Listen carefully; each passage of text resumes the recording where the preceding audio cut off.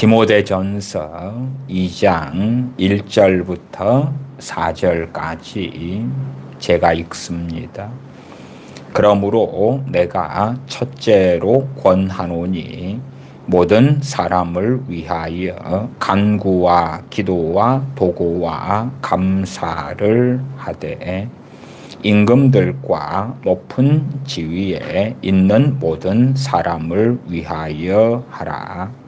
이는 우리가 모든 경건과 단정한 중에 고요하고 평안한 생활을 하려 함이니라. 이것이 우리 구주 하나님 앞에 선하고 받으실 만한 것이니 하나님은 모든 사람이 구원을 받으며 진리를 아는 데 이르기를 원하시느니라. 아멘. 아멘. 디모데전서 2장 1절부터 4절까지의 말씀을 통해서 나라와 민족을 위한 기도에 대하여 말씀을 드리겠습니다. 물론 직접적으로 나라 민족을 위하여 어떻게 기도해야 된다 그런 말씀보다도 디모데전서 2장 2절에 있는 임금들과 높은 지위에 있는 모든 사람을 위하여 하라, 기도하라. 이 말씀을 중심으로 어떻게 권세자들을 위해서 기도하는가, 또한 그 기도의 핵심과 중심과 방향성은 어떻게 되어야 합당한가 하는 말씀들을 드리려고 합니다. 먼저는 디모데전서 2장 1절 2절 말씀을 통하여 우리가 때때로 오해하고 있는 말씀에 대하여 생각해 보십시다. 2장 1절 그러므로 내가 첫째로 권하노니 모든 사람을 위하여 간구와 기도와 도구와 감사를 하되, 국어적으로 1절 하반절에 하되 그렇게 하면서 임금들과 높은 지위에 있는 모든 사람을 위하여 하라 그렇게 말씀되어져 있기 때문에 어떤 오해가 충분히 생길 수 있냐 그러면 간구, 기도, 도구와 감사 기도인데 그 기도들의 핵심 대상이 2절 임금들과 높은 지위에 있는 모든 사람이라는 오해를 할 수가 있습니다. 해번역 성경 번역을 읽어드리면 그러므로 나는 무엇보다도 먼저의 대상이 누구냐 그러면 모든 사람입니다. 왕들과 임금들과 높은 지위에 있는 모든 사람이 아니라 그냥 모든 사람입니다. 디모데에게 모든 사람이란 누굴까요? 지구상에 거하는 모든 사람은 아니겠지요.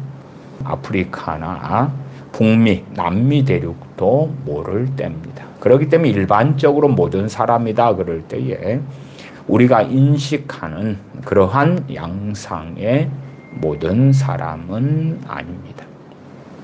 최소한 디모데라는 하나님의 종이 알고 있는 모든 사람이 되겠죠.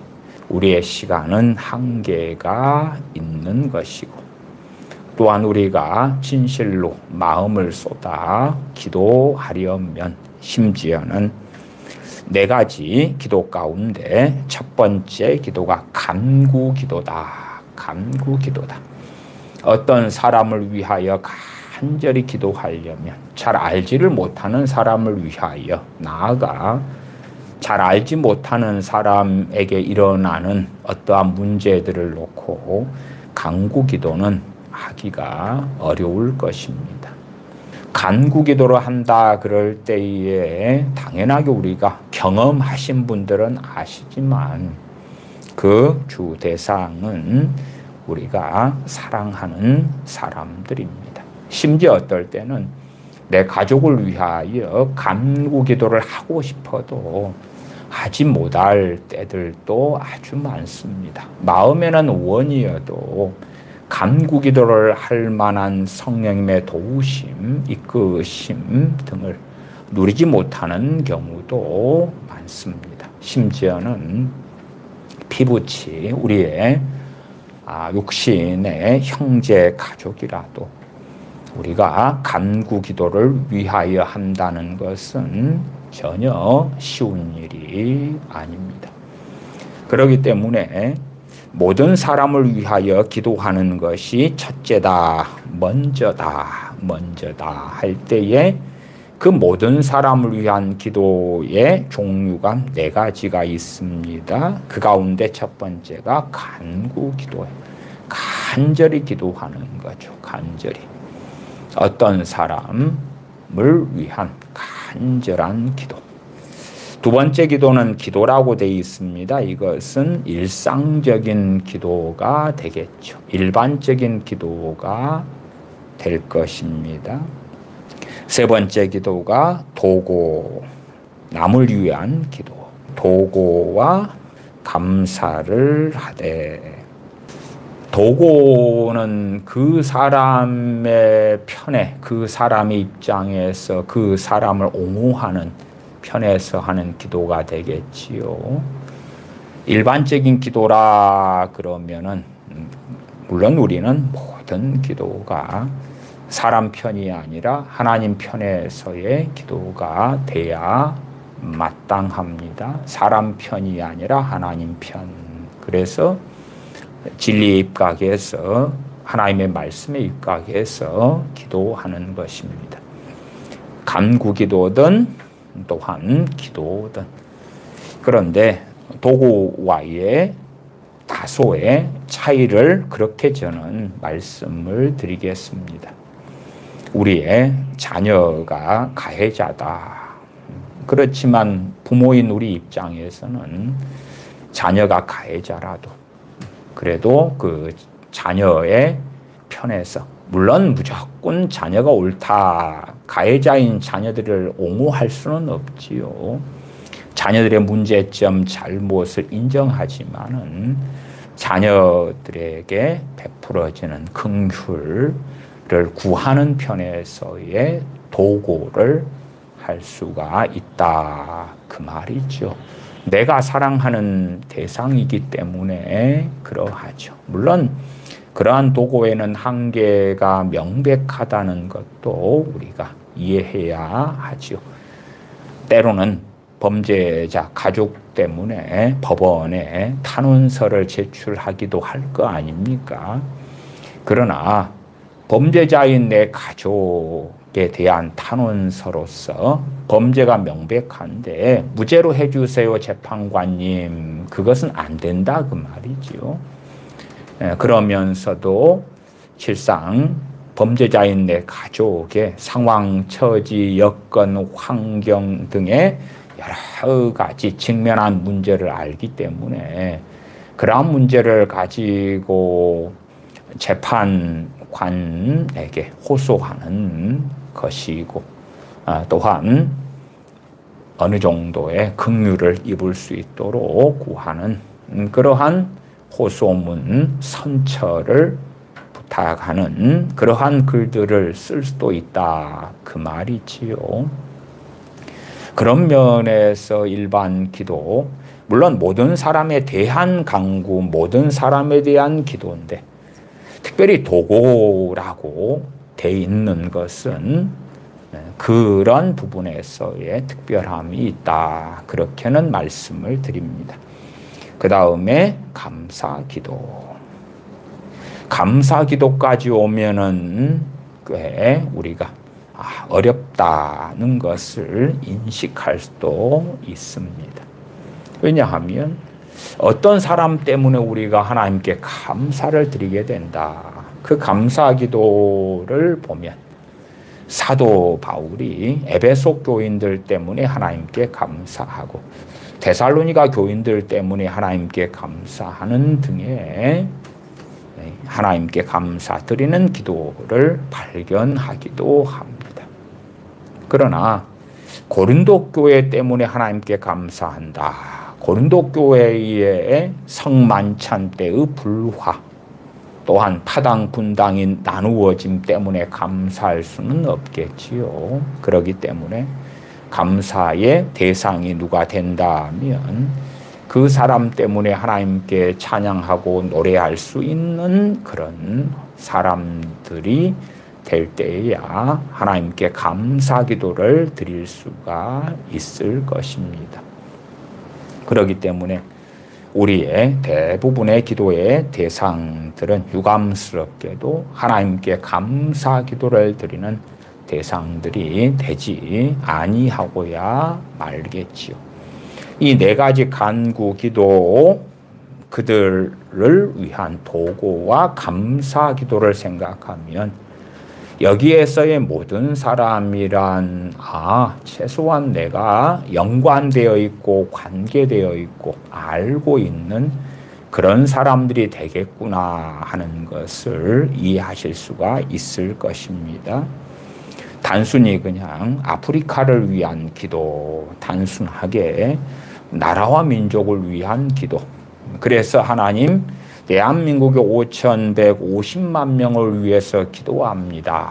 대한민국의 수백만의 크리스천들을 위해 기도합니다.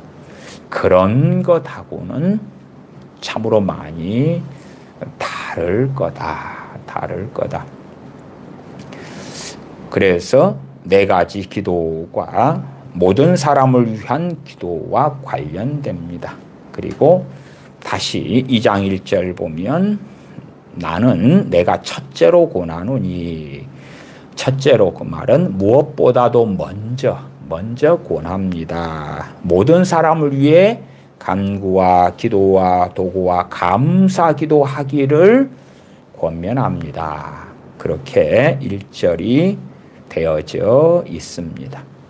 그리고 이제 개혁성경이나 개정개혁판의 1절 말미에 하되 이것은 어떻게 번역되어야지 우리의 이해에 그나마 남느냐 할 때에 새번역 성경으로 한다면 2절 왕들과 높은 지위에 있는 모든 사람을 위해서도 기도하십시오. 그러니까 첨가가 돼 있는 것입니다. 추가가 돼 있는 것이에요. 그렇지 개혁성경이나 개정개혁판으로 오해할 수 있는 부분은 기도의 대상의 주인공이 임금들과 높은 지위에 있는 모든 사람이 대상이구나. 그렇게 한다면 성경을 잘못 이해하고 있는 것이 됩니다. 첫 번째로 먼저 기도할 모든 사람.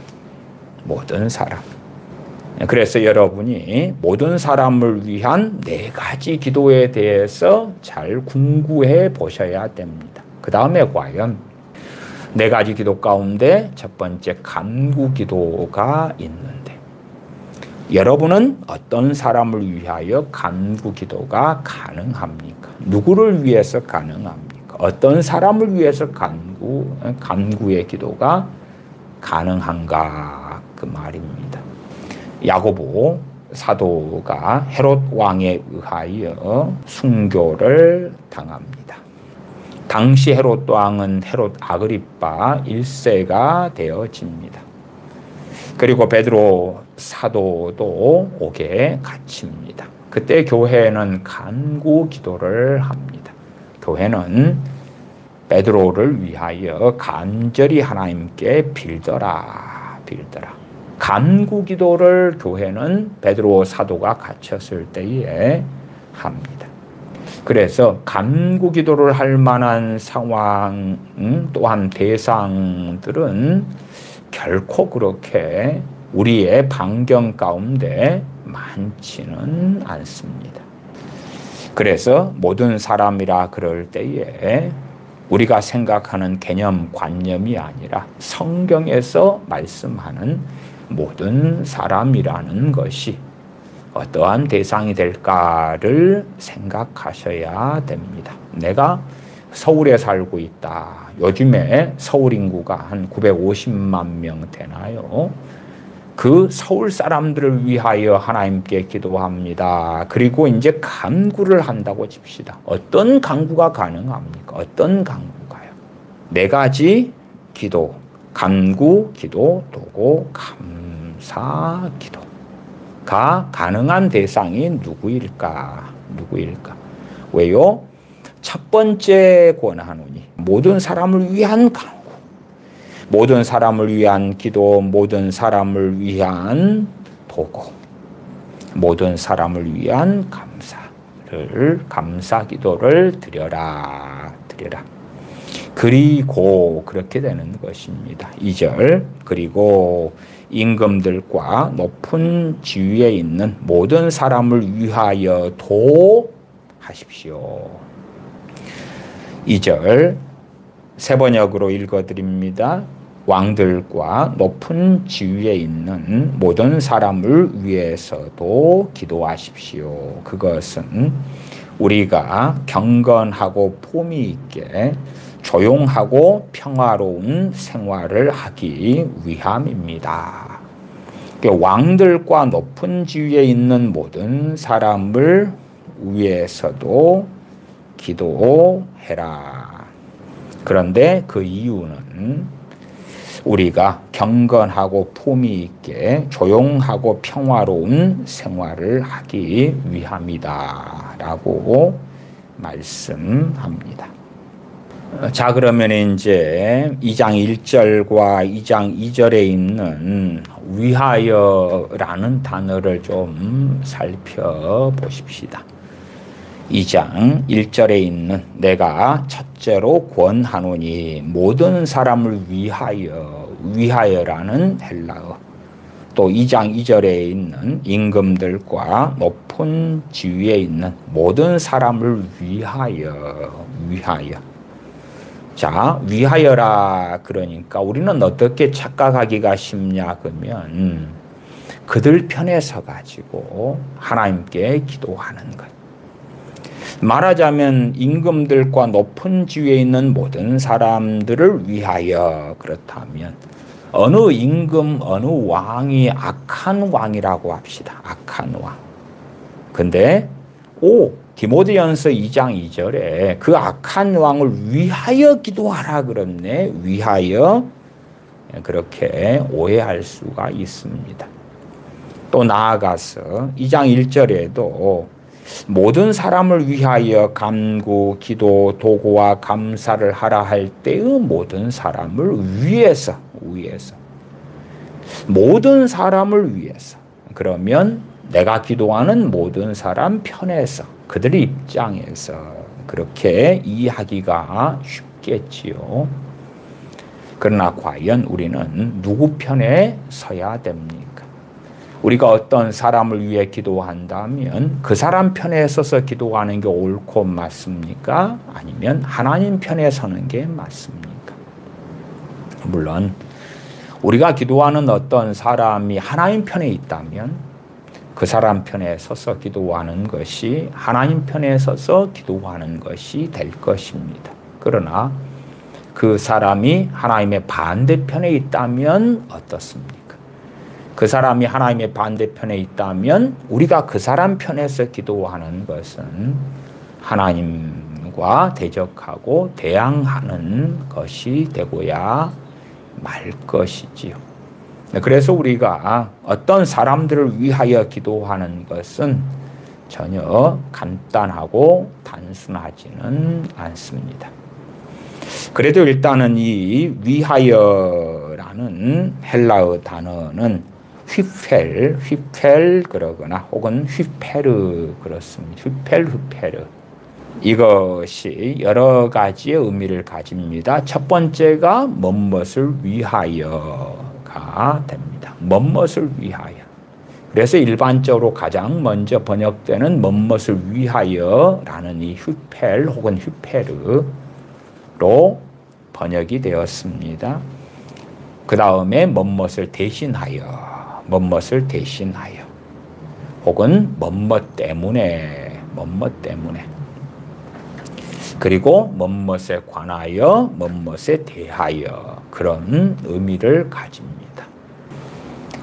이 휘페르란 단어가 뭐뭇에 관하여 뭐뭇에 대하여 이렇게 한글로 번역된 것으로 대표적인 구절은 로마서 9장 27절인데 제가 읽어드리면 또 이사야가 이스라엘에 관하여 외치되 이사야가 이스라엘을 위하여 외치되 그런 건 아니죠. 관하여 외쳤다. 휘페르 관하여 외쳤다.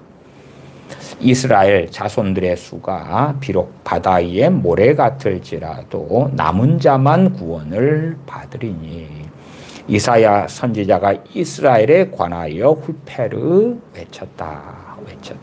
그래서 우리가 단순하게 이 휘페르란 단어를 뭐뭇을 위해서만 생각하면 그러므로 내가 첫째로 먼저 권합니다. 모든 사람을 위하여 간구하고 기도하고 도구하고 감사를 하세요. 감사 기도를 하세요. 임금들과 높은 지위에 있는 모든 사람을 위하여도 기도하세요. 그들 편에 서가지고 성경의 시편, 잠언, 전도서 등은 악인에 대하여 의인에 대하여 참 많이 말씀합니다. 제가 악인에 대한 성경 구절이 굉장히 많은데 그 가운데 몇 구절만 읽어드리겠습니다. 우리의 기도라는 것은 하나님 말씀에 기준해야 됩니다. 하나님 말씀은 하나님의 뜻이 되어집니다. 하나님의 뜻에 따라 기도하는 것이에요. 주님께서 가르치신 기도에도 뜻이 하늘에서 이룬 것 같이 땅에서도 이루어지이다. 누구의 뜻이요? 아버지의 뜻이. 아버지의 뜻이 하늘에서 이룬 것처럼 땅에서도 이루어지이다. 이렇게 기도하라고 가르치셨습니다.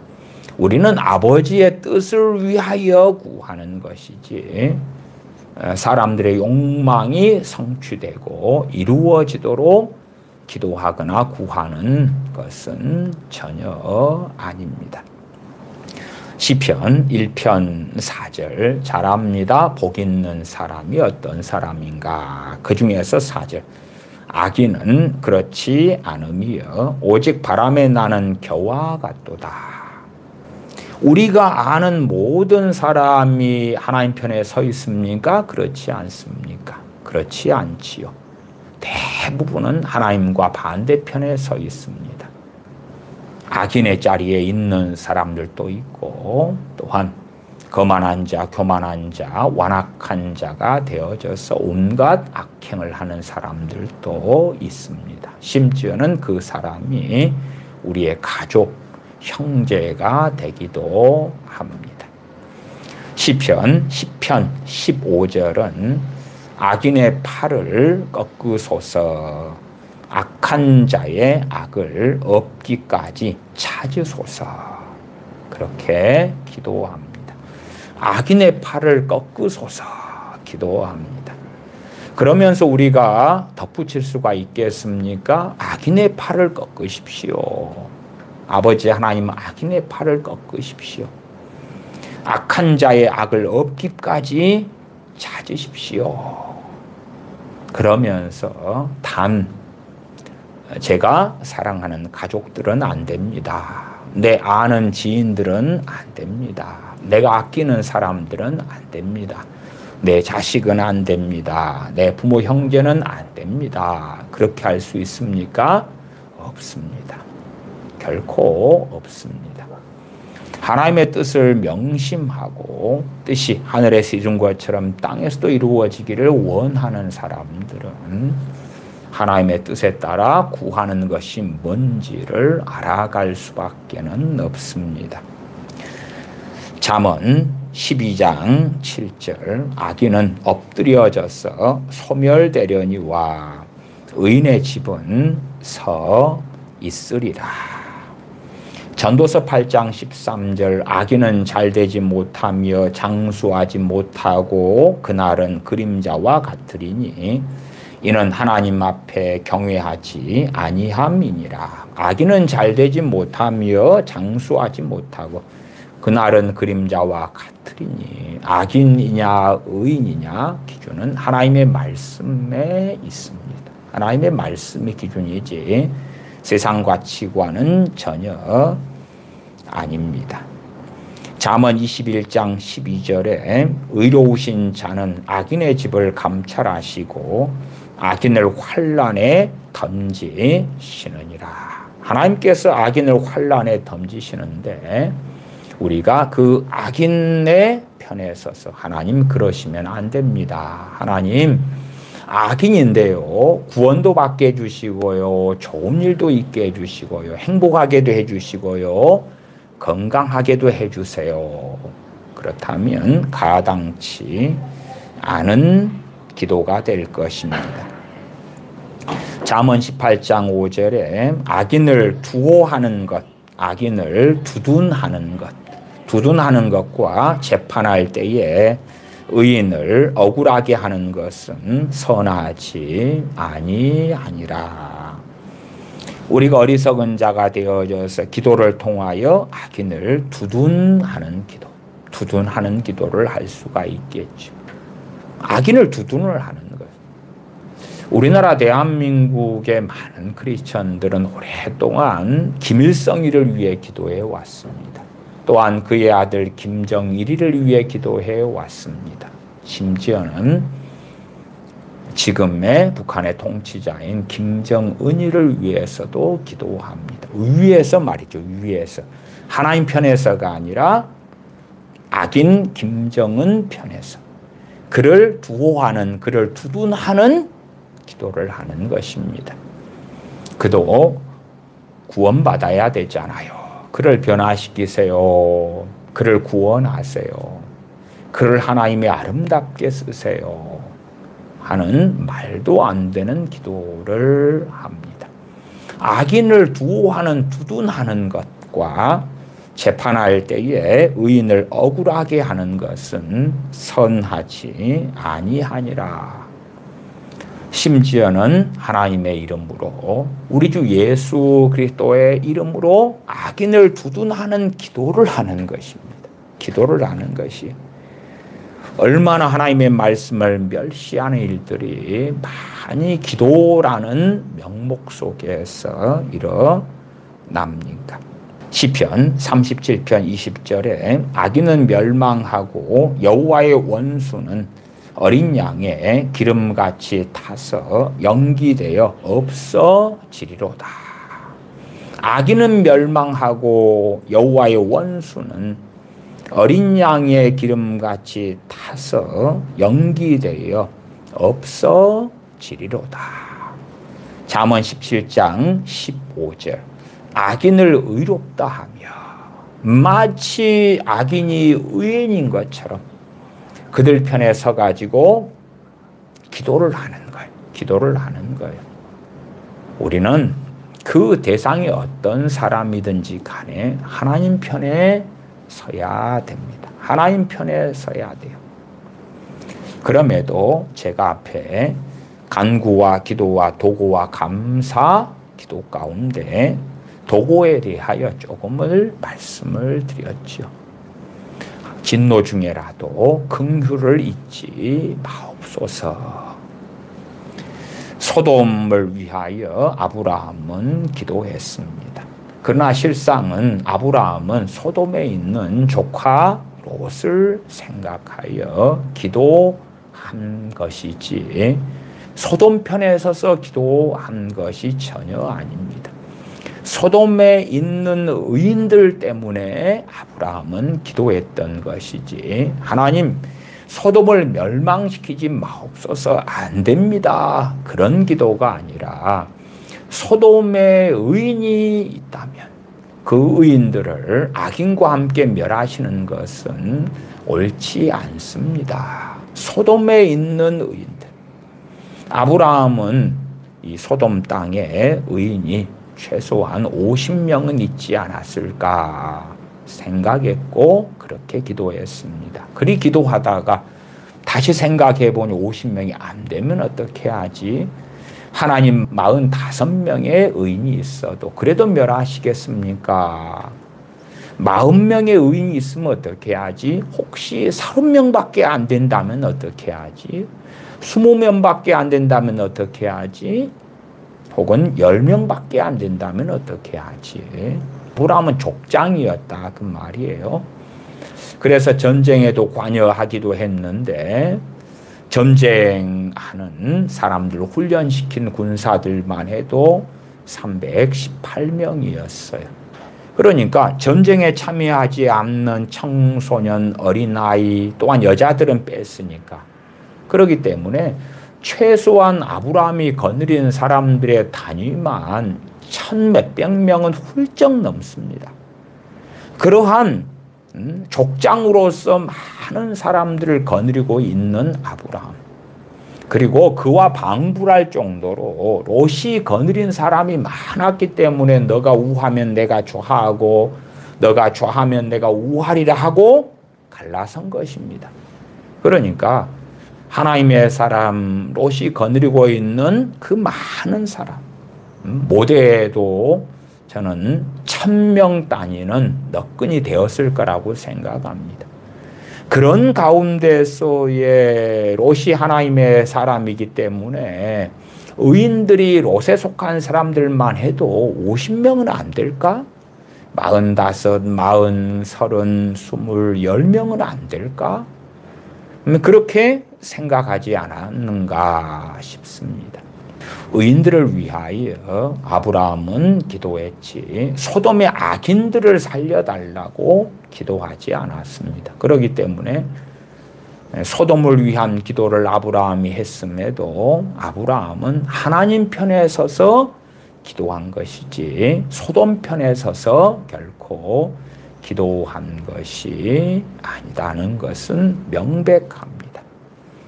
그러나 우리는 하나님의 뜻은 무시하고 하나님께서 원하심 또한 성경에 명백하게 선언하신 것은 멸시하고 디모데전서 2장 1절 2절 같은 말씀을 우리식으로 해석해가지고 내가 첫째로 권하노니 먼저 이 기도를 하기를 권면합니다. 모든 사람을 위하여 간구와 기도와 도구와 감사 기도를 하세요.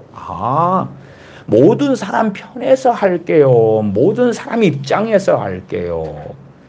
모든 사람의 관점에서 할게요. 그들을 위하여 그들의 결혼 생활, 건강, 직업, 직장, 성공, 그들의 세상의 영광, 그들의 행복, 그들의 만족, 그들의 즐거움, 그들의 구원, 그들의 변화, 그들에게 영육간의 가장 아름다운 것을 위하여 기도할게요. 나아가서 2절 임금들과 높은 지위에 있는 모든 사람을 위해서도 기도하라. 그러니까 지금으로 한다면 대통령을 위해서 기도할게요. 국무총리를 위해서요. 각부 장관들을 위해서요. 국회의원들을 위해서요. 이재명 야당 대표만 돼도 고위직 아닙니까? 그러면은 그 이재명 야당 대표이자 국회의원을 위해서도 여러분이 기도할 겁니까? 어떻게 기도할 겁니까? 무슨 기도를 합니까? 이재명하고 주님 만나주세요. 이재명을 변화시켜 주세요. 이재명을 통하여 하나님 영광 받으세요. 이재명을 사용하세요. 선하고 아름다운 그릇으로 사용하세요. 그럴 것입니까? 정말로요? 그래서 저는 이 위하여라고 개혁성경이나 개정개혁판에 번역한 휘페르 혹은 휘페를 저는 관하여라고 번역하는 것이 옳다. 그렇게 말씀을 드리는 것입니다. 임금들과 높은 지위에 있는 모든 사람에 대하여, 모든 사람에 관하여 기도하세요. 기도하라. 그 이유가 그렇습니다. 하반절 이는 우리가 모든 경건과 단정한 중에 고요하고 평안한 생활을 하려 함이니라. 특별히 2장 2절에 임금들과 높은 지위에 있는 모든 사람에 대하여 기도하는 이유는 누구 때문이다? 우리 때문이. 그들 때문이 아니고 우리 때문이에요. 한 걸음 나아가면 3절 4절로 가십시다. 이것이 우리 구주 하나님 앞에 선하고 받으실 만한 것이니 하나님은 모든 사람이 구원을 받으며 진리를 아는데 이르기를 원하시느니라. 모든 사람이 구원받고 진리를 아는데 이르기를 원하시느니라. 그러면 어떠한 세상, 어떠한 국가, 어떠한 삶이 펼쳐져야지 더 많은 사람이 구원받을 수 있을까 하는 것입니다. 다시 2절로 가십시다. 임금들과 높은 지위에 있는 모든 사람에 대하여도 기도하라. 이는 우리가 모든 경건과 단정한 중에 고요하고 평안한 생활을 할 수 있을 때에 더 많은 사람이 복음을 듣고 구원받을 수 있기 때문에 임금들과 높은 지위에 있는 모든 사람에 대해서도 기도하라고 사도 바울은 증거하고 있습니다. 자, 그러면 우리가 임금들과 높은 지위에 있는 사람들, 그들을 위해서 기도한다 해서 혹은 그들에 관하여 기도한다 해서 그들이 소위 우리가 원하는 대로 변화되고 선하게 되고 올바르게 되고 그렇다고 생각한다면 그것은 망상 중에 망상이 되어집니다. 제가 전에 네로 황제에 대해서도 말씀을 드렸습니다. 로마서 13장에 하나님께서 모든 권세를 주셨기 때문에 각 사람들은 위에 있는 권세들에게 복종하라. 당시 사도 바울이나 베드로 사도를 죽인 네로 황제 때에 로마서가 기록이 되어졌습니다. 네로라는 사람은 율리우스 클라우디우스 왕조의 마지막 황제가 되었습니다. 네로는 37년에 태어났고 그가 17살인 54년에 황제가 됩니다. 그리고 그는 31살인 68년에 자살하여 죽습니다. 67년이나 68년에 베드로 사도와 사도 바울은 네로에 의하여 죽임당합니다. 64년에 로마 대화재가 있었을 때에 네로는 우리 기독교인들에게 누명을 씌워서 기독교인들을 처형하고 죽이기도 했습니다. 또한 이 네로는 55년에는 황제가 된 다음 해지요. 의붓동생을 독살하고 59년은 어머니를 살해하고 62년은 아내를 살해하고 죽입니다. 결국 68년 6월 8일 날 그는 자살하고 인생을 마감합니다. 그러면 이 디모데 전서도 마찬가지로 네로 황제 때에 쓰여진 것입니다. 그러면 과연 임금들과 높은 지위에 있는 모든 사람을 위하여 하라 그랬을 때에 그 위하여 하라는 기도가 네로 황제도 구원받게 해주세요, 잘 되게 해주세요 그런 것입니까? 아닙니다. 마땅히 네로는 악인이기 때문에 하나님의 뜻이 이루어지기를 기도함이 맞지요. 악인은 소멸되는 것, 하나님의 진노가 하나님의 때에 이루어지도록 구하는 것이지요. 그리고 68년에 네로는 자살하여 그의 생을 마감합니다.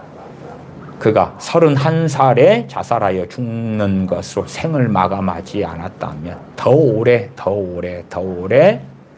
그의 생유지가 되었다면 얼마나 더 포악하고 악랄한 삶을 살았겠는가를 생각하면 끔찍한 일이 되어지지요. 과거에 영국의 여왕이었던 메리 여왕의 통치 때에 참으로 많은 개신교도들을 이단 처벌법 등을 부활시켜서 화형시켜 죽였습니다. 영국 여왕 메리 여왕을 그래서 피의 메리, 블러디 메리 그렇게 지칭합니다. 메리는 아주 극단적인 가톨릭 교도였습니다. 그녀가 37살 때쯤 잉글랜드와 아일랜드 여왕으로 등극했는데 개신교도들을 283명을 처형했다고 나와 있습니다. 대부분을 화형시켜 불태워서 죽였습니다. 그래서 메리 여왕 때에 800명의 개신교도들이 망명을 선택하기도 했습니다. 이 메리 여왕은 통치를 5년을 했고 5년 뒤에 질병을 통해서 고통 속에서 42살에 그녀는 죽습니다. 그러니까 개신교도들 283명이 처형당하고 대부분은 화형당하고 그러한 가운데 메리 여왕을 위한 기도는 어떠하겠습니까? 로마 대화재의 원인자들로 기독교인들을 모함해서 죽였던 네로 황제. 물론 극단적인 사례이긴 합니다만은 실상은 그러한 예제들은 굉장히 많습니다.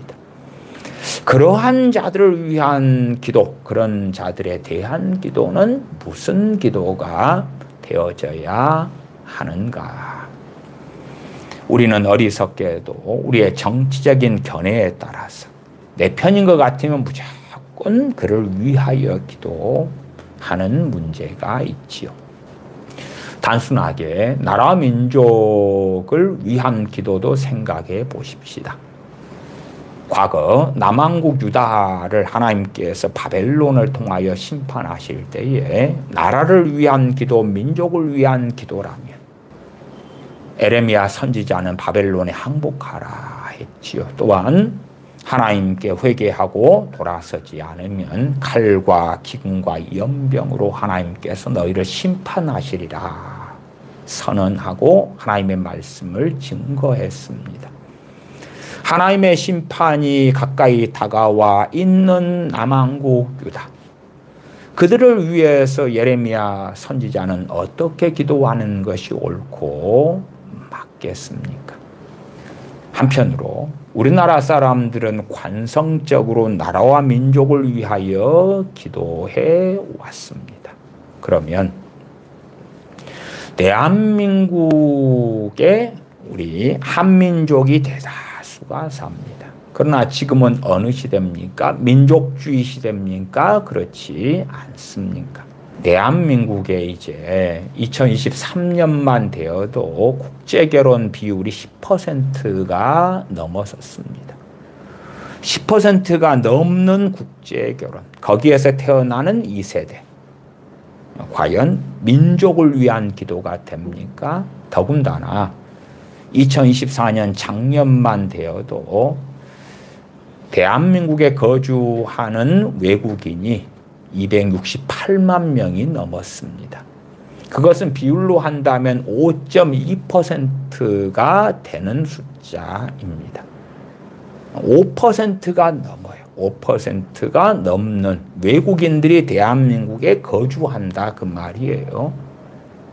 우리는 마치 한민족이 진리인 것처럼 생각하는 가운데 하나님 무조건 우리 한민족은 잘 돼야 되고요. 융성해야 되고요. 한민족은 구원받아야 되고요. 평화로워야 되고요. 아니 이미 전 세계가 그렇지만 대한민국만 해도 야, 이 대한민국은 무조건 한민족의 나라입니다. 라고 주장하는 것이 과연 맞을까? 5.2%가 이제는 다른 나라 사람들이 와서 사는 나라 대한민국. 그냥 저 일본만 해도 우리 한국 사람들이 많이 삽니다. 그러면 일본에 있는 크리스천들이 일본을 위한 나라, 전통적으로 혈통적으로 일본인들만을 위한 일본을 위한 기도라면 어떻습니까? 중국은 대부분이 한족입니다. 그러나 중국에는 많은 소수민족들이 있습니다. 그 가운데 조선족도 한 갈래가 되어지죠. 중국에 있는 기독교인들이 한족을 위한 나라로서의 중국을 위하여 기도하면 어떻습니까? 당연하게 미국은 이민자들이 세운 나라가 되어집니다. 그 이민자들이 세운 미국이 어느 민족을 위하여 기도하는 게 옳겠습니까? 우리는 압니다. 다 아담의 후손이고 다 노아의 후손인 사람들이 우리라는 것을 압니다. 심지어는 그리스도 안에서 헬라인이나 유대인이나 차별이 없음을 성경을 통하여 선언됨을 압니다. 그러면서도 대한민국의 많은 크리스천들은 나라와 민족을 위한 기도. 그 민족은 어느 민족이죠? 한민족이 한민족. 한민족이 크게 두 갈래로 나누어져 있지요. 대한민국과 북한. 그래서 막무가내로 대한민국에 있는 한민족과 북한에 있는 한민족을 위해서 기도하는 것입니다. 왜요? 민족이 진리라고 생각하고 관성적으로 민족이 진리입니다. 한민족은 하나님께서 특별히 선택했어요. 한민족은 무조건 하나님께서 아껴주셔야 되고 위해 주셔야 돼요. 제2의 이스라엘이 우리 한민족입니다. 제2의 유태인이 우리 한민족이에요. 유태인들 편에 하나님은 무조건 서 계셔야 돼요. 유태인들을 옹호하셔야 돼요. 유태인들을 무조건 지켜주셔야 돼요. 유태인들이 무슨 짓을 해도 하나님 유태인 편에 서셔야 돼요. 마찬가지로 이 한민족이 어떠한 악행을 하고 어떠한 길을 걸어가더라도 하나님은 한민족 편에 서가지고 한민족은 천국 가게 해주시고요. 그게 무슨 말입니까? 구원해 주시고요. 한민족의 경제적인 안정을 주시고 융성함을 주시고 풍부함을 주시고 복을 주시고 그렇게 하셔야 돼요. 그래서 나라와 민족을 위한 기도는 하나님 편이 아니라 나라와 민족 편에 서가지고 하나님 이 나라와 이 민족에 이렇게 하셔야 돼요. 이제 국제결혼이 10%가 넘었고 앞으로는 더 많아질 거라고 봐요. 2024년 국제결혼 통계는 아직 안 나와서 그러지만 10%가 넘어서 한 11%, 12% 이렇게 나올지도 모르겠어요.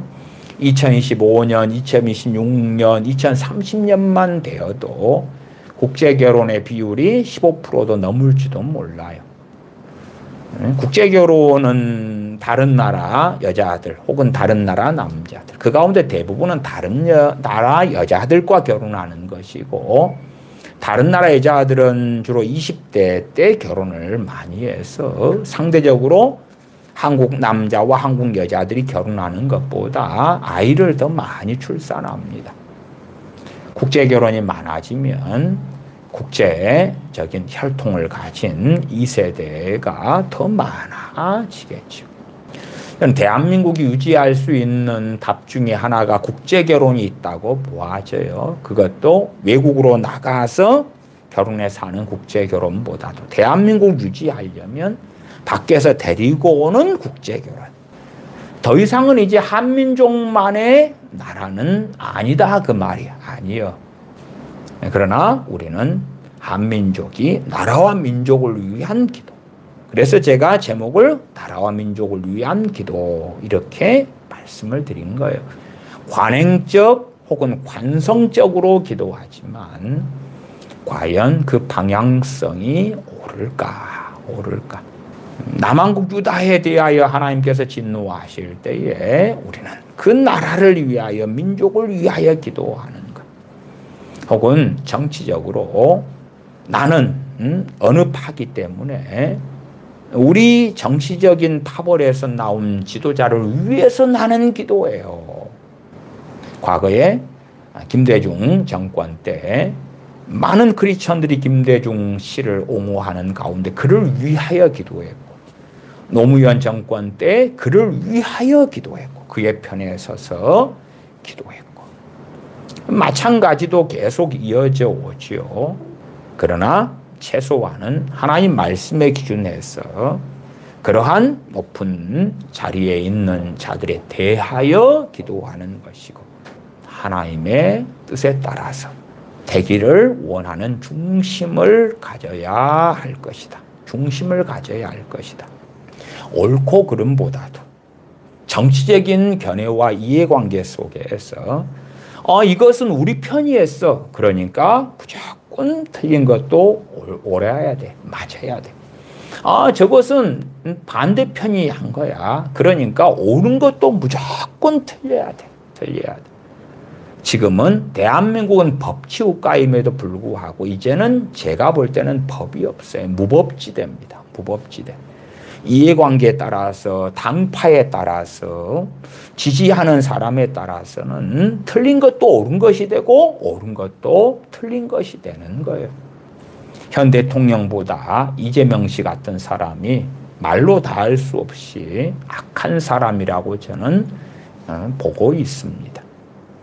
그러나 그렇다 해서 현 대통령 때에 보건복지부가 의료개혁의 이름으로 3만 명의 사람들의 1년간을 완전히 다 삭제시켜버리는 그러한 악행을 함에 대하여 결코 두둔할 수는 없습니다.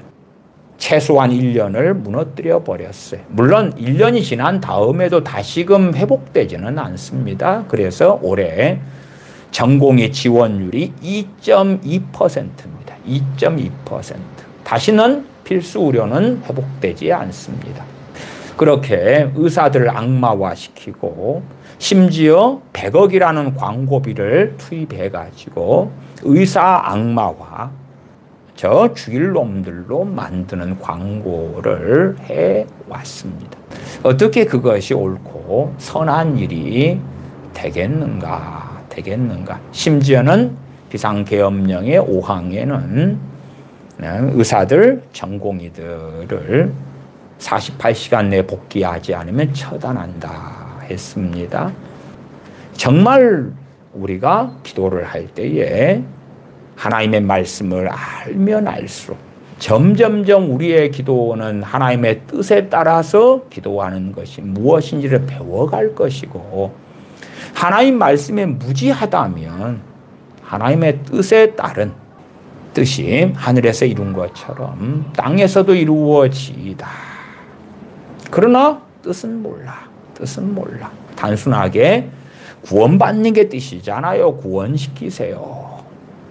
하나님 누가 로마서 말씀에 따라 옛사람을 벗어버리고 새 사람을 입는 게 뜻이잖아요. 새 사람을 만드세요.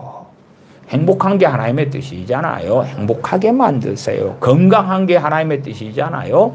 건강하게 하세요. 원수 마귀의 역사가 없는 게 하나님의 뜻이잖아요.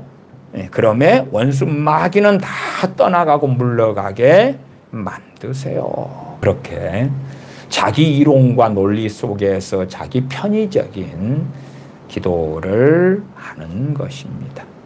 디모데전서 2장 2절의 임금들과 높은 지위에 있는 모든 사람에 대하여, 모든 사람에 관하여도 기도하라. 그리고 우리가 성경에서 좀 예시들을 생각해 보십시다.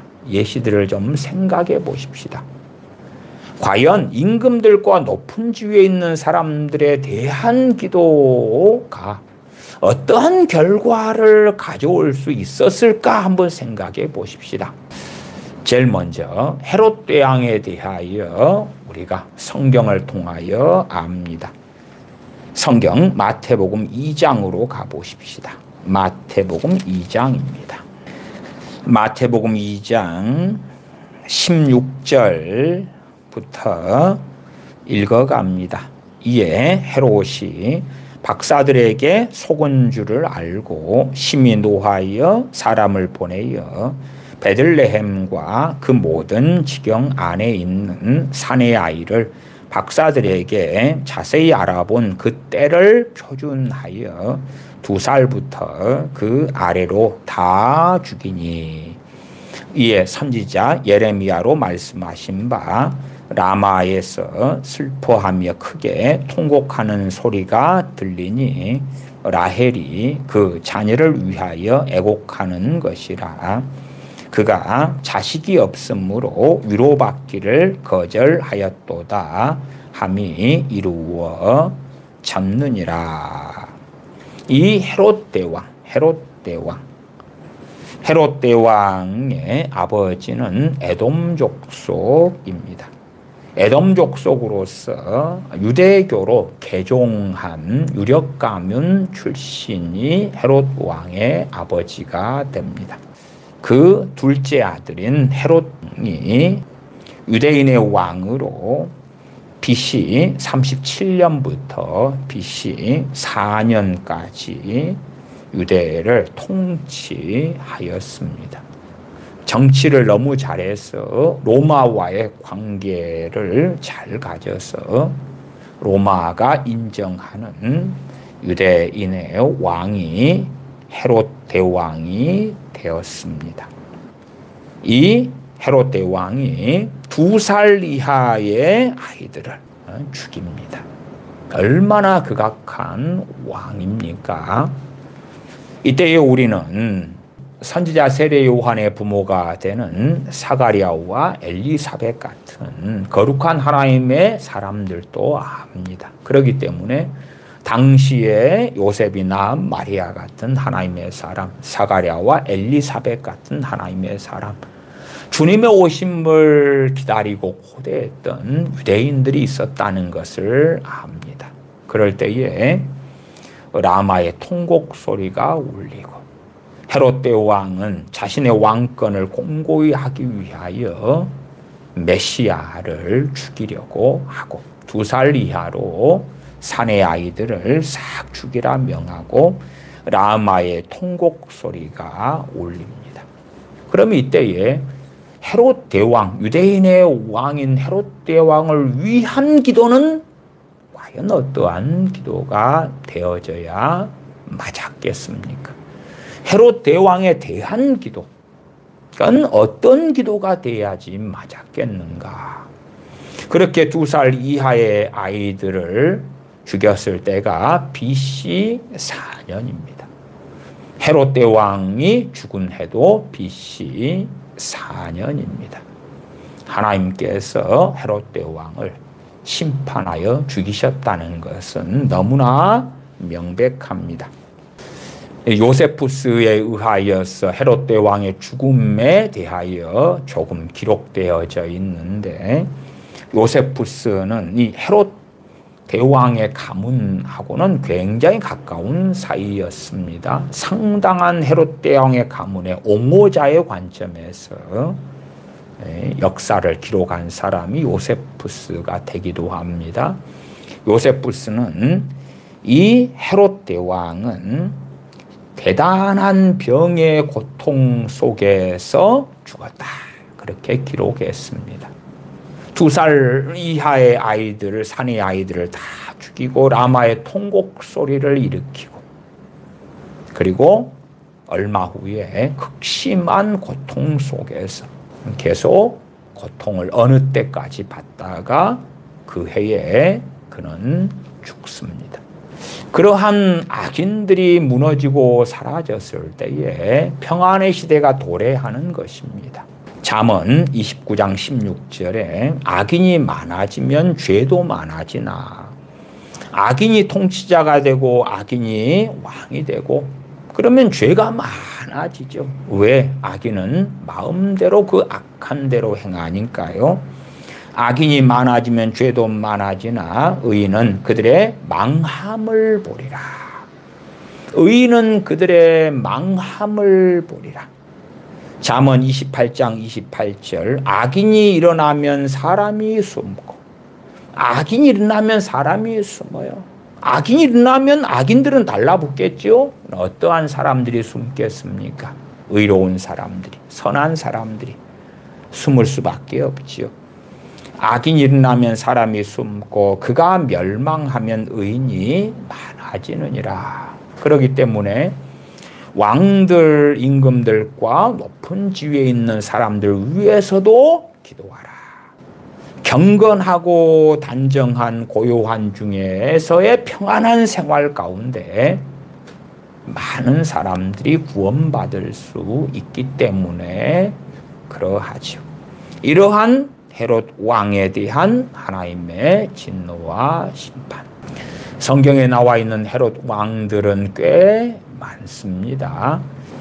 헤롯 대왕이 죽을 때에 자신이 통치했던 지역을 세 지역으로 나누어서 아들들에게 왕위를 물려줍니다. 그것을 분봉왕이라 그럽니다. 세 지역 가운데서 헤롯 아켈라오라는 헤롯 왕이 사마리아와 유대와 이두메의 분봉왕이 되어집니다. 두 번째 헤롯 왕으로 헤롯 아켈라오를 봐보십시다. 그 사람은 BC 4년에 이 헤롯 대왕이 병들어 질병으로 고통 중에 죽었으니까 자신이 통치했던 큰 유대의 땅을 세 부분으로 나누어 가지고 아들들에게 나누어 주었다 그 말이에요. 분봉왕으로. 그 중에 한 명이 헤롯 아켈라오가 됩니다. 마태복음 22장 19절로 갑니다. 헤롯이 죽은 후에 이 헤롯은 헤롯 대왕이고 그 해에 그는 죽었습니다. 헤롯이 죽은 후에 주의 사자가 애굽에서 요셉에게 현몽하여 가로되 일어나 아기와 그 모친을 데리고 이스라엘 땅으로 가라. 아기의 목숨을 찾던 자들이 죽었느니라 하시니 요셉이 일어나 아기와 그 모친을 데리고 이스라엘 땅으로 들어오니라. 그러나 아켈라오가 그 부친 헤롯을 이어 유대의 임금됨을 듣고 이 아켈라오가 헤롯 아켈라오입니다. 이 헤롯 아켈라오가 BC 4년부터 AD 6년까지 유대와 사마리아, 이두메는 에돔 땅을 이두메라 그럽니다. 이두메까지 통치했던 분봉왕이 되어집니다. 이 헤롯 아켈라오는 자신의 아버지 헤롯 대왕보다 훨씬 더 복정을 일삼았던 악한 자가 되어집니다. 그래서 22절을 다시 보시면은 아켈라오가 그 부친 헤롯을 이어 유대의 임금됨을 듣고 거기로 가기를 무서워하더니 꿈에 지시하심을 받아 갈릴리 지방으로 떠나가 나사렛이란 동네에 와서 사니 이는 선지자로 하신 말씀에 나사렛 사람이라 칭하리라 하심을 이루려 함이러라. 왜 나사렛, 갈릴리 나사렛에 사셨냐? 헤롯 아켈라오가 유대와 사마리아와 이두메의 분봉왕이었고 헤롯의 또 다른 아들인 헤롯 안티바스가 갈릴리와 베레아의 분봉왕이 되었습니다. 그렇기 때문에 이 정말 악한 헤롯 아켈라오가 통치하는 땅이 아니라 헤롯 안티바스가 통치하는 땅으로 가게 되었던 것입니다.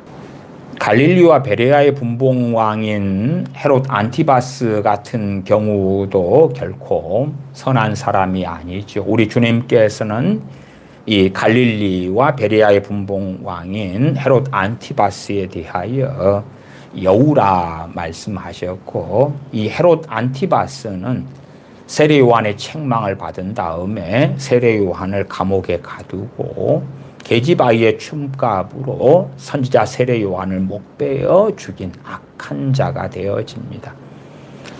그 사람도 헤롯 안티바스로 헤롯 대왕의 아들이고, 이 마태복음 2장에 우리 주님께서 나사렛 동네에서 사시게 된 그 이유가 헤롯 아켈라오라는 이 폭정을 일삼는 악한 왕 때문에 유대 땅에는 살 수 없어서 갈릴리 나사렛으로 가시게 되었다 하는 것입니다.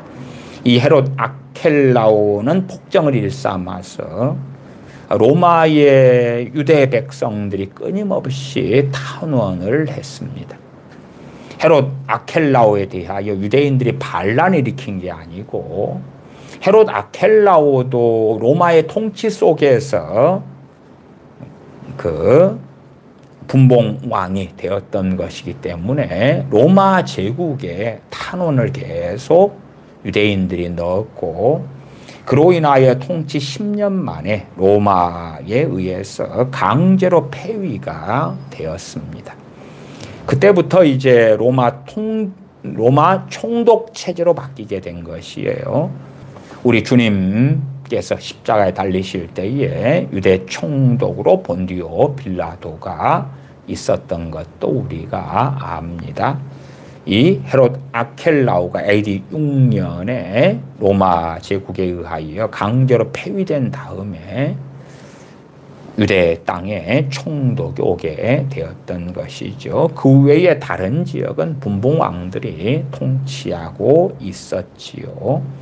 선지자 세례 요한을 죽인 헤롯 안티바스는 AD 39년까지 통치하고 인생을 마감합니다. 그리고 헤롯 대왕의 손자인 헤롯 아그리빠 1세에 대하여 같이 살펴보십시다.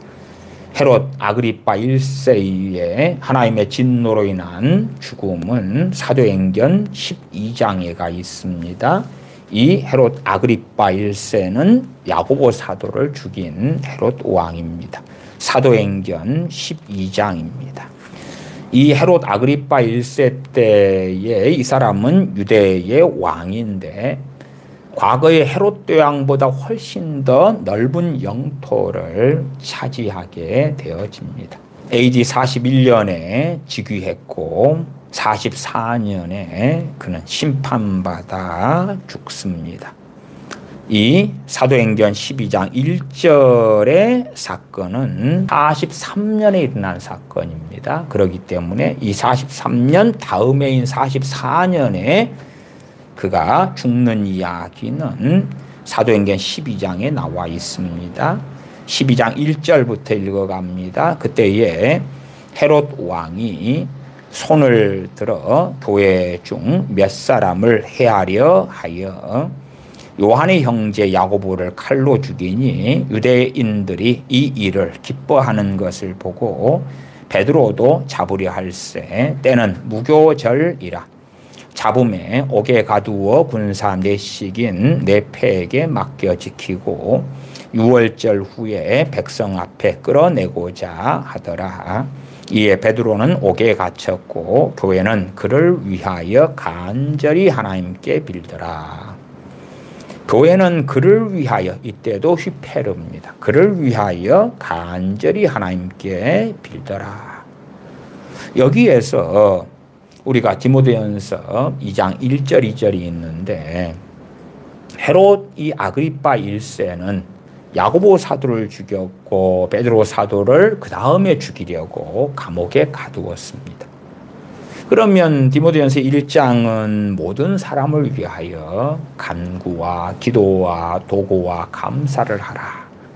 2절은 왕들, 임금들과 높은 지위에 있는 모든 사람을 위해서도 해라. 그러면은 그 말씀을 사도행전에 있는 초대교회가 받았다고 가정하면 어떻게 위해서 기도해야 될까요? 당연하게 교회는 베드로 사도를 위하여 간구를 합니다. 그렇지, 헤롯 아그리빠 1세를 위하여 간구하는 것이 아닙니다. 헤롯 아그리파 1세 그도 구원받아야 되잖아요. 그를 변화시켜 주세요. 유대 땅을 통치할 때에 말할 수 없는 아름다운 지혜들을 주세요. 그의 통치가 잘 되게 해주세요. 융성하게 해주세요. 그렇게 기도하는 것이 아니었겠지요. 베드로 사도를 위하여 교회는 간절히 하나님께 빕니다. 그리고 다음 해에 벌어졌던 사건이 20절부터입니다. AD 44년이에요. 야고보 사도를 죽이고 베드로 사도를 감옥에 가두었을 때가 AD 43년이고요. 20절은 AD 44년에 벌어진 일입니다. 그러니까 야고보 사도를 죽인 다음에 그 다음 해에 하나님께서 그를 죽이십니다. 20절 헤롯이 두로와 시돈 사람들을 대단히 노여워하나 저희 지방이 왕국에서 나는 양식을 쓰는 고로 일심으로 그에게 나와 왕의 침소 맡은 신하 블라스도를 친하여 화목하기를 청한지라.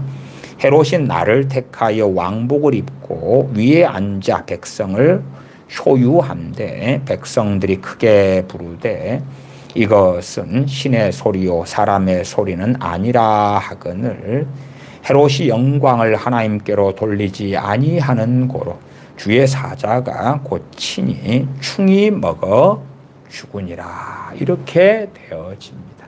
이렇게 되어집니다.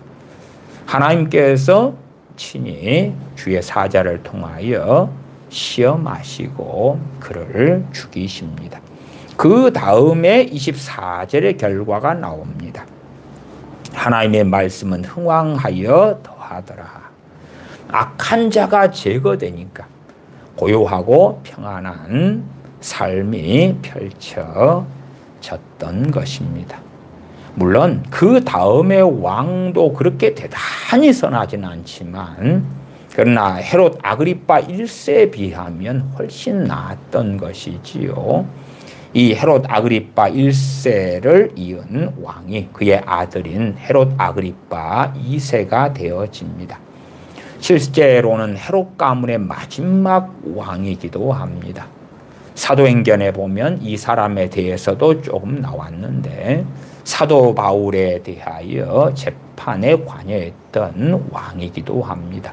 많은 지식이 너를 미치겠다 하면서 그럼에도 로마 황제 가이사에게 재판을 청구하지 않았다면 그는 무죄 판결을 받았을 것이다 라고 말한 왕이 마지막 헤롯 가문의 왕인 헤롯 아그리파 2세가 되어집니다. 하나님의 말씀은 흥왕하여 더하더라. 헤롯 아그리파 1세가 죽었을 때 나이가 54세가 되었고요. 그때의 헤롯 아그리파 2세는 17살 때가 되어서 그때는 왕이 되지 못하고 통치자가 되지 못하는 상황 속에서 로마에 체류하게 되어집니다. 나중에야 유대인의 왕으로 등극하게 되어지니까요. 그러한 긴 텀들 가운데서 하나님의 말씀은 흥왕하여 더하더라. 그러한 시기가 펼쳐지는 것입니다. 그렇기 때문에 제가 이러한 네로 황제나 헤롯 대왕이나 헤롯 아켈라오, 헤롯 안티바스, 헤롯 아그리파 1세 등에 대한 이야기를 하는 것 또한 영국의 여왕 잉글랜드와 아일랜드의 여왕이었던 피에 메리에 대해서도 말씀을 드렸지요. 그렇게 우리의 신앙생활 가운데서의 왕들과 통치자들 그들을 위하여 기도하는 것, 그들에 대하여도 그들에 관하여도 기도하는 것, 그것이 일조일석에 이루어지는 문제는 전혀 아니라는 것도 이해하셔야 되겠지요. 우리가 왕들과 통치자들을 위해 기도한다. 통치자들에 대하여 기도한다. 그럴 때에 어리석게 되어지면 무조건 그들의 편에 서서 구원받게 해주세요. 변화시켜 주세요. 통치의 지혜를 주세요. 그러는데 그러한 관행적인 관성적인 기도가 그렇게 선하지는 않다. 나아가서는 어느 나라라 할지라도 그 나라가 어느 편에 서 있는가 하는 것입니다. 그 나라가 어느 편에 서 있는가. 대한민국은 자유민주주의 국가이기 때문에 전 세계가 전반적으로 자유민주주의 국가가 다수이지 않을까 하는 착각들을 많이 가지기도 합니다. 민주주의 국가에 발을 담그고 있는 나라들까지 포함하면 200여 개국이 넘는 나라들 가운데 완전한 민주주의 국가다라고 지칭될 수 있는 나라들이 아시아에서는 3개 나라밖에 없습니다. 일본, 우리나라, 대한민국, 그리고 대만밖에는 없어요. 중동에서는 민주주의라고 지칭되는 국가가 있는가 할 때 하나도 없습니다. 하나도 없어요. 아프리카에 민주주의 국가라고 지칭될 수 있는 나라가 있는가 할 때에 본토에는 하나도 없습니다. 본토에 없다 그 말은 저 아프리카 저 옆에 섬에 저 아래쪽 동부 저 아래 동남쪽인가요? 아프리카 끄트머리에 섬에 오른쪽 섬에 작은 모리셔스라는 인구 130만 명의 섬나라가 있어요. 본토가 아닌 아프리카의 섬나라 모리셔스. 그 나라만 자유민주주의 국가에 속하지 아프리카에는 자유민주주의 국가는 하나도 없습니다. 심지어는 최근래 2019년부터 2023년까지 아프리카에서 일어난 쿠데타만 22번이 일어났습니다. 그 가운데 아프리카 중부 국가들은 중부가 전체가 이렇게 옆으로 되어 있으면 한 나라도 예외가 없이 2019년 이후에 모두 다 쿠데타가 일어났습니다. 쿠데타가 일어났어요. 그래서 아프리카 중부를 가로지르는 쿠데타 벨트라 그럽니다. 너무나 극악하고 좋지 않습니다. 그래서 아프리카는 실제적인 자유민주주의 국가는 하나도 없습니다. 나이가 좀 있으신 분들은 2010년 아랍의 봄을 기억하실 겁니다. 아랍의 봄. 정말 아랍의 많은 나라들의 장기 독재자들이 통치했고 그것에 지친 시민들이 식량 위기를 기점으로 해서 일어난 민주화 운동을 아랍의 봄이라고 합니다. 2010년에 아랍에 일어난 아랍의 봄 민주화 운동. 독재자를 끌어내리고 민주화를 이루어내자라는 아랍의 봄이었습니다. 아프리카와 중동 대부분의 아랍 국가들을 이 아랍의 봄이 뒤덮었습니다. 거기에 관련된 나라들이 튀니지, 이집트, 알제리, 예멘, 레바논, 요르단, 바레인, 리비아, 모로코, 이라크, 사우디아라비아, 시리아, 쿠웨이트 등 많은 나라들이 아랍의 봄으로 정권이 바뀌고 뒤집어졌습니다.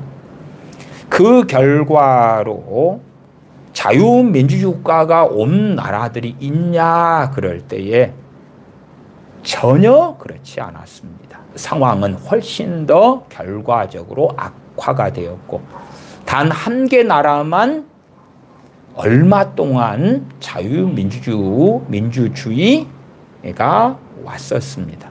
지금은 아니니까요. 지금은 아니니까. 단 한 나라는 그 유럽과 가까웠던 아프리카의 나라인데 튀니지라고 작은 나라였습니다.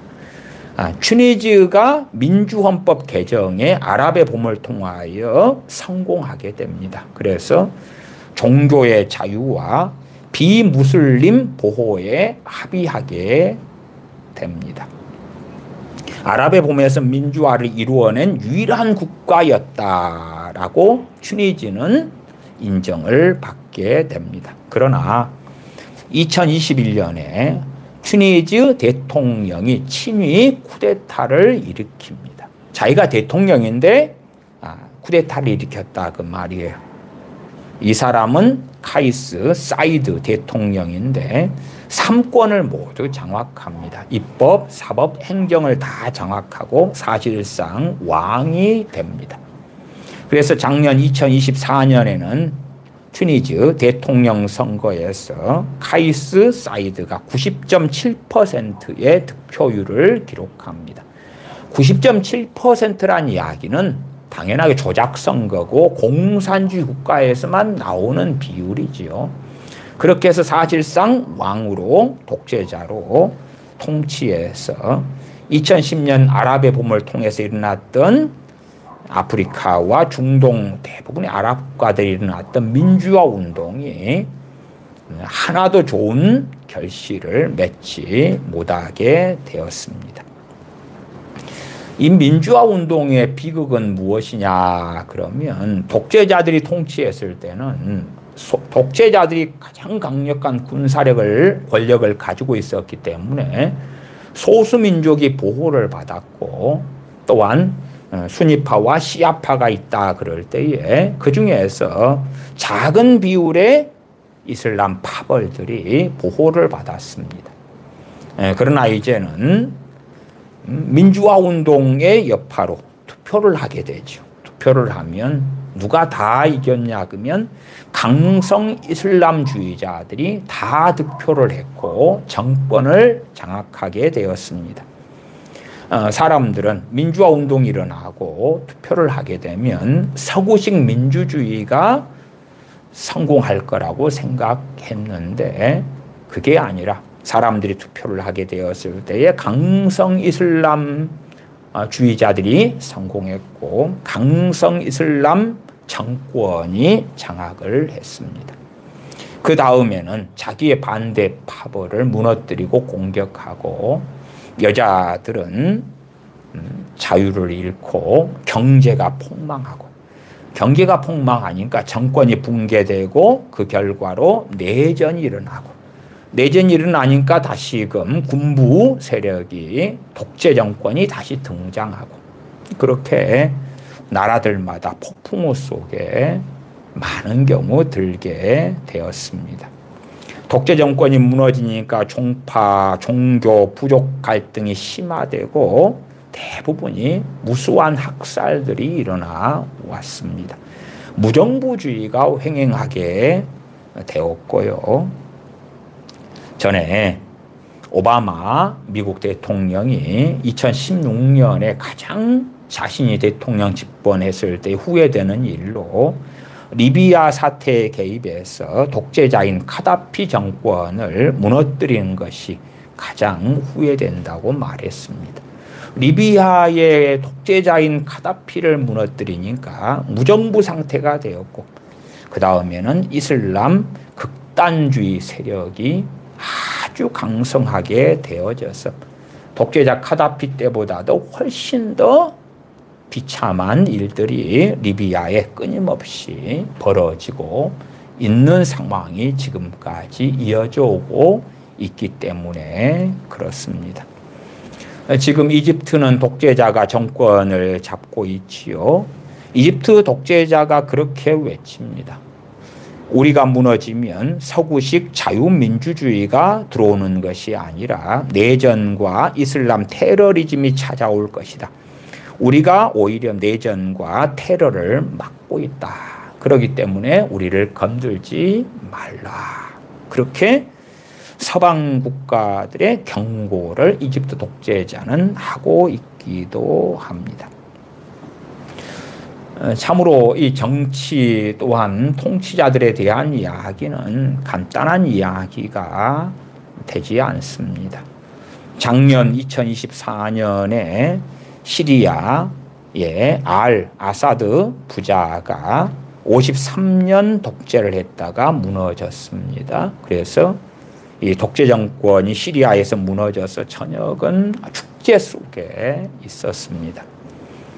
그런데 과연 시리아의 자유민주주의 시대가 열릴 거냐 혹은 53년의 알 아사드 부자의 독재보다 더 비극이 벌어질 거냐 하는 것은 올해에 두고 보면 되겠지요. 우리가 왕들과 임금들과 높은 지위에 있는 모든 자들에 대해서도 기도하라는 부르심을 받습니다. 다시금 본문으로 가십시다. 디모데전서 2장 본문으로 가십시다. 2장 2절부터 읽어갑니다. 임금들과 높은 지위에 있는 모든 사람을 위하여도 기도하라. 이는 우리가 모든 경건과 단정한 중에 고요하고 평안한 생활을 하려 함이니라. 임금들과 높은 사람들에 대한 기도가 그들의 변화나 구원에 대한 기도가 아니라는 것을 이해하셔야 됩니다. 무엇을 위해서 기도하는 것이냐 할 때에 실상은 우리 믿는 사람들이 경건과 단정한 중에 고요하고 평안한 생활을 하려고, 그 생활, 그 경건한 삶, 그 삶을 위하여 임금들과 높은 지위에 있는 사람들에 대하여 기도하는 것이다. 기도하는 것이다. 이것이 우리 구주 하나님 앞에 선하고 받으실 만한 것이니 하나님은 모든 사람이 구원을 받으며 진리를 아는 데 이르기를 원하시느니라.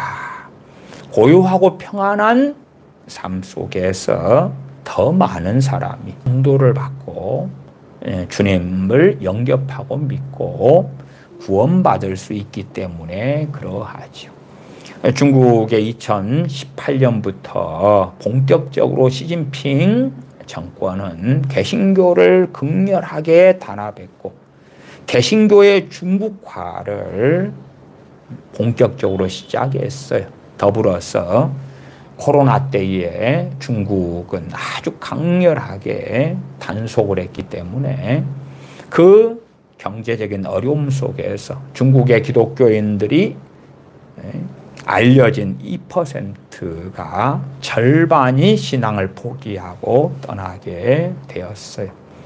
지금 현재 시진핑 정권은 여러 가지 정보들을 볼 때의 상황은 좋지 않은 것 같아요. 그래서 시진핑 정권이 지금 힘을 잃어가고 있고 올해는 어찌 될지 내년은 어찌 될지는 잘 모르겠어요.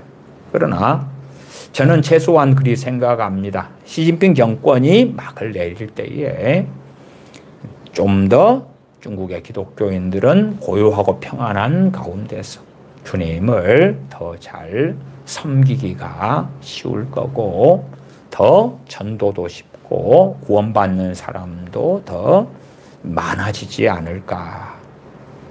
이 대한민국의 권력을 잡은 자들이 악인들이 많아져 왔기 때문에 더 많은 악인들이 가득하게 되어져 왔어요. 우리는 어찌하든지 간에 옳은 것은 옳다 그러고 틀린 건 틀리다 그래야 됩니다.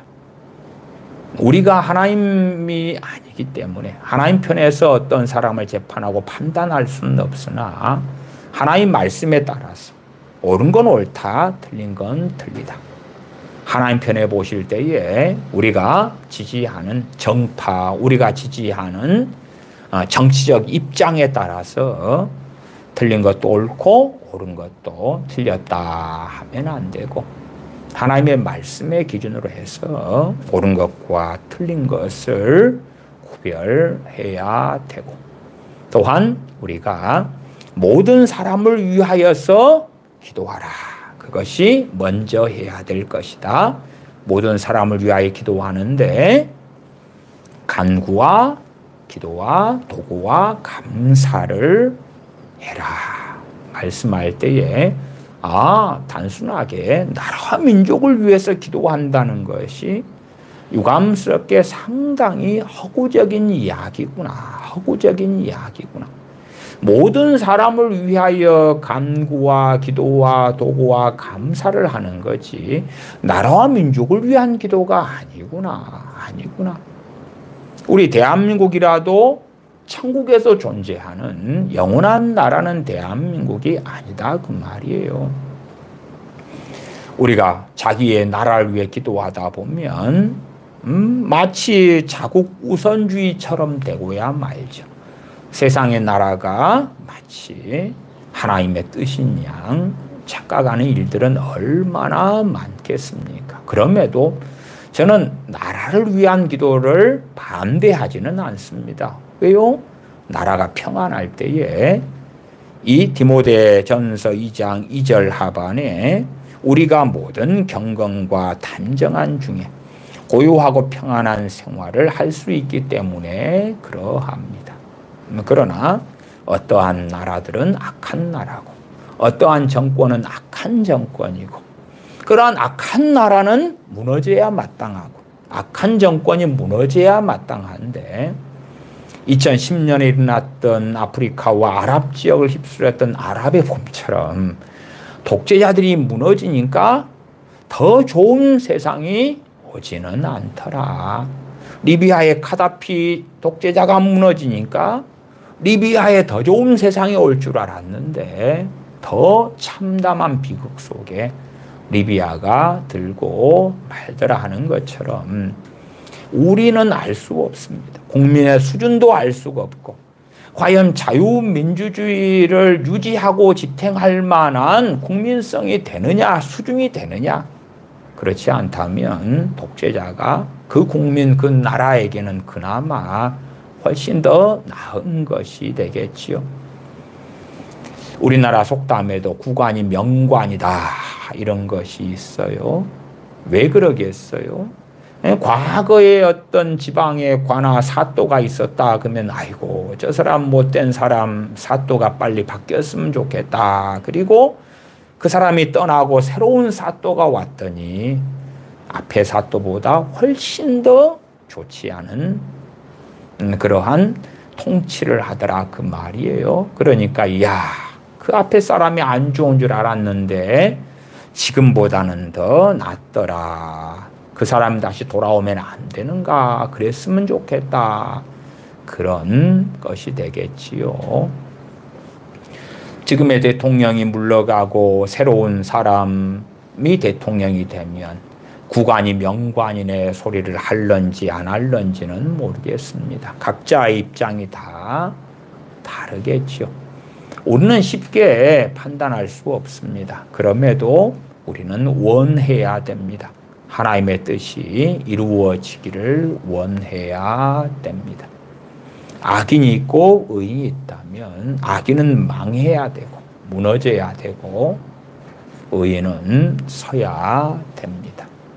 악인을 옳다고 두둔하는 그러한 일에 서서도 결코 그리스도인들은 안 되고 어떤 사람 편에 무조건 서서 하나님 그 사람을 위해 주세요. 그 사람에게 복을 주세요. 그 사람을 바꿔주세요. 천국 가게 해주세요. 그런 방식의 왕들과 통치자들을 위한 기도도 합당하지가 아니하다. 우리는 항상 하나님 편에 서서 기도하고 하나님의 뜻을 위하여 기도하고 그래서 제가 서두에 잠언 또 시편 전도서 등에 있는 악인에 대한 얼마의 말씀을 읽어 드리기도 했습니다. 모든 사람을 위하여 기도하는데 모든 사람에 관하여 기도하는데 그 모든 사람이 어떠한 모든 사람일까? 그들에 관하여 기도하는데 간구를 하고 기도를 하고 도고를 하고 감사를 하고 모든 사람에 대하여 간구 기도 일반 기도 도고 그 사람 편에서 그 사람을 위한 기도. 그래서 도고는 특별히 남을 위한 기도로 이해가 되어지는 기도입니다. 물론 어떤 사람들은 세번역 성경처럼 중보기도다 그렇게 주장하기도 하지요. 도고 그 사람을 위한 기도. 그러나 간구는요, 기도는요, 그 다음에 감사는요. 그들의 욕망과 뜻대로 이루어지는 기도는 아니겠지요. 어느 때에 베드로 사도가 주님에 대하여 주님 십자가에 죽으시면 안 됩니다. 말리니까 주님께서 사단아 내 뒤로 물러가라. 너는 나를 넘어지게 하는 자로다. 넘어지게 하는 자로다. 아버지 하나님의 뜻을 주님은 이루시려고 그러고 베드로 사도는 육신적으로 주님을 사랑해서 자신이 원하는 방향대로 주님께서 사셔야 된다고 주장하는 길을 걸어가죠. 엘리야 선지자는 하나님의 말씀에 따라서 북왕국 이스라엘이 기근을 당하도록 하늘이 닫혀서 비가 내리지 않도록 간절히 기도합니다. 물론 우리가 좋아하는 것은 3년 반 기근이 든 땅에 기도해서 비가 내리는 것을 우리는 좋아하지만 그러나 비가 내리지 않게 기도했더니도 엘리야 선지자고 3년 반 극심한 가뭄 뒤에 비가 내리도록 기도했던 선지자도 엘리야 선지자가 되어집니다. 그래서 엘리야 선지자의 기도로 한다면 모든 사람을 위하여 간구해라. 그럴 때에 북왕국 이스라엘에 살고 있는 모든 사람을 위하여 간구한 것이 맞습니다. 그러나 단순하게 위하여서가 위에서가 아니고 하나님의 징계 속에 가뭄이 드는 모든 사람에 대한 엘리야 선지자의 기도였습니다. 그러나 또한 3년 반 뒤에 하나님의 명령에 따라서 비가 오도록 기도해라. 그럴 때에 이스라엘 백성이 그렇게 바랬던 비가 쏟아지는 모든 사람을 위한 간구가 되었습니다. 우리 주님께서 십자가에 달리시기 전에 겟세마네 동산에서 기도하실 때에 그때에 주님의 그 기도는 우리 믿는 사람들 모두를 위한 기도가 되었습니다. 왜요? 자신의 뜻이 아니라 아버지의 뜻이 이루어지기를 원했던 주님의 간절한 기도였습니다.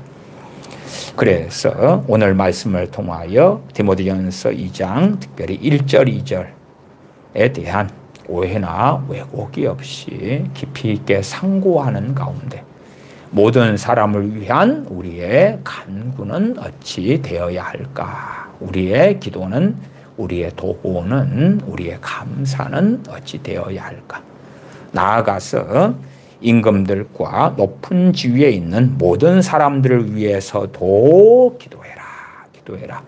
그럴 때에 그들의 구원, 그들의 어떤 것, 그런 것이 아니라 목적이 정확하게 밝혀져 있는데 우리의 신앙생활 때문에 우리의 단정한 중에 경건과 단정한 중에 고요하고 평안한 신앙생활, 평안한 삶 속에서 주님을 잘 섬기고 믿게 될 수 있으니까 통치자들을 위하여 기도하는 것이었다.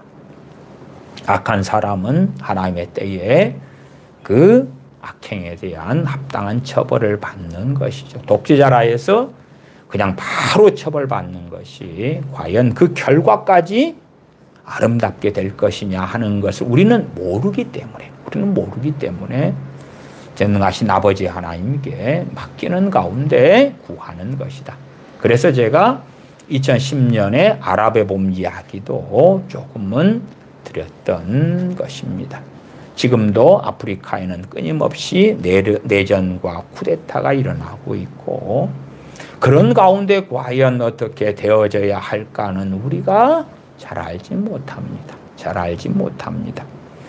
그래서 믿는 사람들은 아프리카의 내전이나 쿠데타 혹은 굉장히 악한 사람의 독재자 그런 가운데에서 폭정 속에서 독재라면 신앙생활이 결코 쉽지는 않겠지요.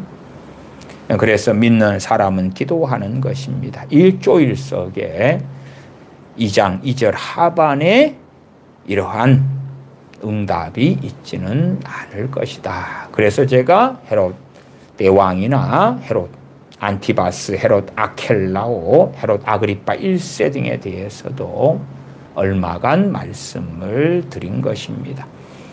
이 고요하고 평안한 생활 속에서야 2장 4절에 하나님은 모든 사람이 구원을 받으며 진리를 아는 데 이르기를 원하시느니라. 이게 가능하기 때문에 그러하죠. 더 많은 사람이 주님의 복음을 듣고 믿고 구원받는 것이 가능하기 때문에 그러해요.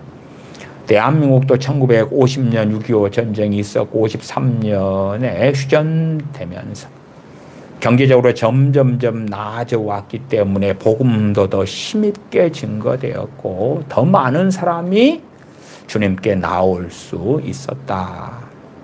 그러나 이제는 여러 가지 형편이 경제적으로 좋지 않기 때문에 젊은 사람들부터 주님을 떠나가고 있는 것이 현실의 사실이다 하는 것입니다. 기도하겠습니다. 아버지 하나님, 사도 바울을 통하여 우리가 첫째로 먼저 기도를 하는 것, 모든 사람을 위하여 간구와 기도와 도구와 감사를 하라 명령하시는 것과 특별히 임금들과 높은 지위에 있는 사람들에 대하여도 기도하는 것을 저희에게 말씀하셨사오매 저희가 이를 상고하는 가운데 사람의 뜻, 사람의 욕망이 아니라 주님께서 가르치신 기도대로 아버지의 뜻이 이 땅에서 이루어지기를 아버지의 말씀에 선하신 뜻이 이루어지기를 구하고 원하는 자녀들로 전능하신 아버지께 기도하는 걸 배우는 우리가 되게 하여 주시옵소서. 우리 주 예수님의 이름으로 기도하옵나이다.